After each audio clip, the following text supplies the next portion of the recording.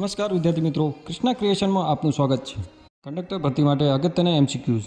SRTC બસના conductor તરીકે જો રાત્રિ મુસાફરી દરમિયાન કોઈ મુસાફર કટોકટીમાં પોલીસ હેલ્પલાઇનનો નંબર માંગે તો કયો નંબર આપવો જોઈએ? તો નંબર 112 યા 100 નંબર આપવો જોઈએ। લાલ ગોળ વર્તુળની અંદર એક મોટો હોર્ન દોરેલો હોય અને તેના પર લાલ ક્રોસ લીટો મારેલો હોય તો તેનો મતલબ શું થાય?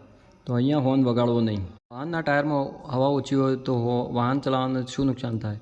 ઈંધણનો વપરાશ વધે અને ટાયરની કિનારીઓ ઝડપથી ઘસાઈ જાય। મોટર વ્હીકલ એક્ટની કઈ કલમ હેઠળ પરમિટ વિના કોમર્શિયલ વાહન કે બસ ચલાવવા બદલ સુધારા એક્ટ 2019 મુજબ 10,000 સુધીનો મોટો દંડ જોગવાઈ છે? કલમ 192A।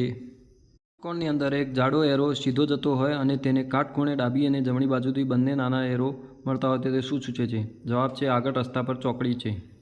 ત્રિકોણની અંદર ડાબી બાજુથી આવીને સીધો જતો અને જમણી બાજુથી વળતો રસ્તો દોરેલો હોય તો તે શું સૂચવે? આગળ ડાબી બાજુ વાંકો ચૂકો રસ્તો છે એવું સૂચવે છે। લાલ ગોળ વર્તુળની અંદર એક સાયકલ અને મોટરસાયકલ બંને દોરેલા હોય અને ક્રોસ લીટો હોય તો તેનો અર્થ શું થાય? જવાબ છે તમામ મોટર વ્હીકલ અને સાયકલો માટે પ્રવેશ પ્રતિબંધ છે। મોટર વ્હીકલ એક્ટની કઈ કલમ હેઠળ વાહન વ્યવહાર નિયમોની સામાન્ય ભંગ કરવા બદલ જ્યાં કોઈ ચોક્કસ દંડ નક્કી નથી ત્યાં પ્રથમ 500 રૂપિયાનો દંડની જોગવાઈ છે? જવાબ છે 177 કલમ નંબર। મોટર વ્હીકલ એક્ટની કઈ કલમ હેઠળ વાહનને ઓવરલોડિંગ માલસામાન ઉતારવાનો અને તોલવાનો આદેશ આપવાની સત્તા પોલીસ કે આરટીઓ અધિકારીને છે?